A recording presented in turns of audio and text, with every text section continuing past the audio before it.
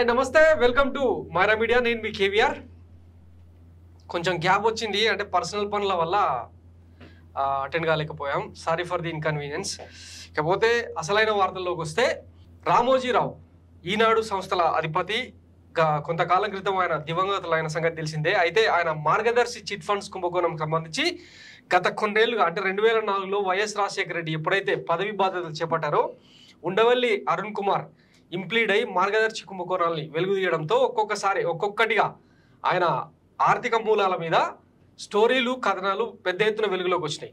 ఈ నేపథ్యంలో మార్గదర్శి చందాదారులకు దోకా చేస్తూ పెద్ద ఎత్తున అంటే డిపాజిట్లు స్వీకరించి ఎలా మోసం చేశారన్నది రకరకాలుగా కథనాలు ఉన్నాయి. సెబీని ఆర్బీఐ గైడ్లైన్స్ని వీటన్నిటిని తుంగలో దొక్కి చందాదారులకు కనీస సమాచారం ఇవ్వకుండా ఆయన ఆ డిపాజిట్లను ఆ మూలధనాన్ని మొత్తాన్ని కూడా తన సంస్థలకు ట్రాన్స్ఫర్ చేసిన కుట్రకోణాన్ని వెలుగులోకి తీసుకొచ్చారు. ఈ నేపథ్యంలో అంటే ఆయన జీవితకాలం జైలుకు వెళ్ళకూడదన్న ఒక సంకల్పంతో కోర్టులలో రకరకాల కేసులు వేసి స్టే ఆర్డర్లు తెచ్చుకున్న పరిస్థితి మనం గతంలో చూసినాం. అయితే ఆయన చనిపోయినా కూడా మార్గదర్శి కేసు ఇప్పటికీ ఆయనను వెంటాడుతూ ఉంది. ఒకసారి నిన్న తెలంగాణ హైకోర్టు మార్గదర్శి చిట్ ఫండ్స్ మీద చాలా సీరియస్గా ఫోకస్ చేసింది. ఒకసారి ఆ వార్త ఏంటో చూసే ప్రయత్నం చేద్దాం.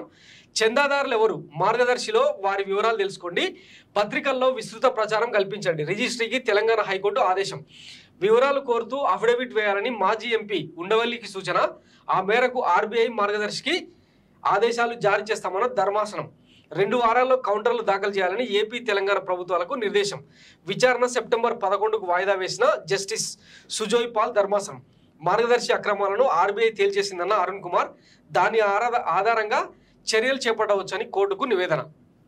సో ఇది ఆ వార్త. మార్గదర్శి ఫైనాన్షియర్స్ యాజమాన్యం చందాదారులకు డిపాజిట్ల తాలూకు నగదును తిరిగి చెల్లించిందా లేక ఎవరికైనా ఎగవేసిందా అనే వివరాలు తెలుసుకోవాలని చర్యలు చేపట్టాలని తెలంగాణ హైకోర్టు తాజాగా రిజిస్ట్రీకి ఆదేశించింది. ఈ మేరకు తెలుగు, హిందీ, ఆంగ్ల పత్రికల్లో విస్తృత ప్రచారం జరిగేలా నోటీసులు జారీ చేయాలని స్పష్టం చేసింది.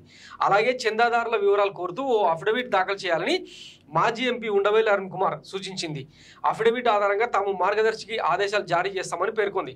దీనిపై 2 వారాల్లో కౌంటర్లు దాఖలు చేయాలని ఏపీ తెలంగాణ రాష్ట్ర ప్రభుత్వాలను తెలంగాణ హైకోర్టు న్యాయమూర్తి జస్టిస్ సుజోయ్ పాల్, జస్టిస్ నామవరపు రాజేశ్వరరావు ధర్మాసనం మంగళవారం ఆదేశించింది. ఈ కేసులో తదుపరి విచారణను సెప్టెంబర్ 11వ తేదీకి వాయిదా వేసింది. డిపాజిట్ల నిగ్గు తేలాలన్న సుప్రీం, ఆర్బీఐ చట్ట నిబంధనలను ఉల్లంఘించినందుకు మార్గదర్శి దాని కర్త రామోజీరావుపై డిపాజిట్ల పరిరక్షణ చట్టం కింద చర్యలు తీసుకోవాలని కోరుతూ ఈ కేసులో అధికృత నాంపల్లి కోర్టులో దాఖలు చేసిన ఫిర్యాదును కొట్టేస్తూ ఉమ్మడి హైకోర్టు 2018 డిసెంబర్ 30న తీర్పునిచ్చింది.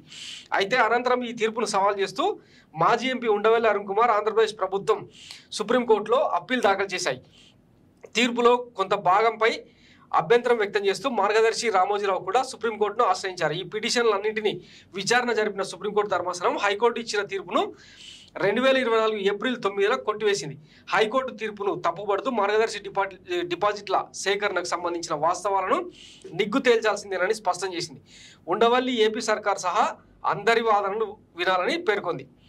సో మార్గదర్శి అక్రమాలను కూడా ఆర్బీఐలో కౌంటర్లో తేల్చాలని చెప్పి ఆదేశించింది అనమాట. దీనికి సంబంధించి ఒక పెద్ద కుంభకోణం ఏంటంటే ఇది క్విడ్ ప్రోకో కుట్ర, చంద్రబాబు కుట్రలు కుంభకోణాలకు ఈనాడు అండ, మార్గదర్శి అక్రమ డిపాజిట్ల దందాకు బాబు రక్షణ, అక్రమ డిపాజిట్లపై కుట్రపూరిత మౌనం, అందుకే అటు తెలంగాణ ప్రభుత్వానికి అదే వ్యూహాత్మక మౌనం, నాడు కొట్టివేతకు బాబు ప్రభుత్వ సహకారం, కేసును నిలబెట్టిన వైఎస్ఆర్సీపీ ప్రభుత్వం. వాస్తవానికి 2019లో వైఎస్ జగన్మోహన్ రెడ్డి సర్కారు అధికారంలోకి వచ్చిన తర్వాత మార్గదర్శి మీద సీరియస్గా ఫోకస్ చేసింది. ఒకానొక దశలో ఏపీసీఐడిని పంపి ఆయనను అరెస్ట్ చేయాలన్న ఉద్దేశంతో కూడా ప్రయత్నించింది. కానీ ఆయన కోర్టు నుంచి స్టే ఆర్డర్ తీసుకోవడంతో ఆ అరెస్ట్ ఆగిపోయిందనమాట. సో 1995 నుంచి 2004 వరకు చంద్రబాబు సర్కార్ అండతోనే ఈనాడు అధిపతి చెరుకూరు రామోజీరావు ఇటీవల మరణించిన దాకా ఉమ్మడి ఏపీలో యథేచ్ఛగా అక్రమ డిపాజిట్ల దందా సాగించారు. దీనిపై 2006లో నాటి ఎంపీ ఉండవల్లి అరుణ్ కుమార్ ఫిర్యాదు చేయడంతో వైఎస్ రాజశేఖర రెడ్డి ప్రభుత్వం కేసు నమోదు చేసింది. ఈ క్రమంలో రామోజీ వసూలు చేసినవి అక్రమ డిపాజిట్లేనని ఆర్బీఐ స్పష్టం చేయడంతో ఆయన అనివార్యంగా మార్గదర్శి ఫైనాన్షియర్స్ను మూసివేశారు. సేకరించిన డిపాజిట్ల మొత్తాన్ని డిపాజిట్దారులకు చెల్లించినట్లు చెప్పారు. అయితే సేకరించిన డిపాజిట్దారుల వివరాలు వారికి తిరిగి చెల్లించిన మొత్తం వివరాలు వెల్లడించాలని కోరుతూ ఉండవల్లి అరుణ్ కుమార్ న్యాయస్థానాన్ని ఆశ్రయించారు. వైఎస్ఆర్ హఠాత్ మరణం అనంతరం అధికారంలోకి వచ్చిన రోషయ్య కిరణ్ కుమార్ రెడ్డి ప్రభుత్వాలు ఈ కేసును పట్టించుకోలేదు.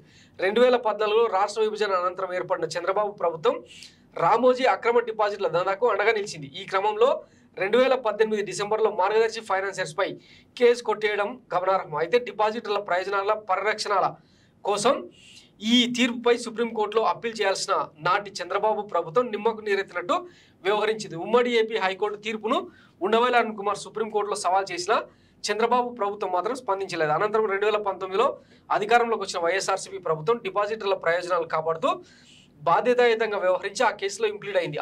తద్వారా ఈ కేసు నిలిచేలా చేసింది. సో మొత్తం మీద ఫైనల్ స్టేజ్కి వచ్చింది అనమాట. ఈ మార్గదర్శి కుంభకోణం ఏదైతే ఉందో మొత్తం తెలుగు రాష్ట్రాల్లోనే కాదు దేశవ్యాప్తంగా డిపాజిటర్లను చందాదారులను ఆకర్షించి పెద్ద ఎత్తున డబ్బులను కొల్లగొట్టి వాటిని తన వేరువేరు కంపెనీలు అంటే ఈనాడుకు రకరకాల కంపెనీల్లో రామోజీరావు పెట్టుబడులు పెట్టిన సంగతిని ఆర్బీఐతో సహా సెబీ కూడా గుర్తించింది. వాస్తవానికి ఆర్బీఐ యాక్ట్, సెబీ యాక్ట్, తర్వాత ఈ డిపాజిటర్ల యాక్ట్ ప్రకారం డిపాజిటర్ల నుంచి సేకరించిన మొత్తాన్ని వేరువేరు సంస్థలకు మళ్లించకూడదు, కేవలం అది డిపాజిటర్ల కోసమే వినియోగించాల్సి ఉంటుందని చెప్పి చట్టం చెప్తుందన్నమాట. వాటన్నిటిని తుంగలోకి దొక్కి రామోజీరావు ఆడిన డ్రామా ఇప్పుడిప్పుడే వెలుగులోకి వస్తుంది. సో దీనికి సంబంధించి మరి ఫైనల్ హియరింగ్ తర్వాత ఎట్లాంటి తీర్పు వస్తుంది? ఆయననేమో అనంతలోకాలకు వెళ్ళిపోయిండు. మరి ఈ కేసుకు సంబంధించి దోషులు ఎవరు, శిక్ష పడాల్సింది ఎవరికి అన్నది రాబోయే కాలంలో తేలే అవకాశం ఉంది. అప్పటిదాకా వెయిట్ చేద్దాం. Thanks for watching Mara media. నేను మీ కేవీఆర్. Thank you.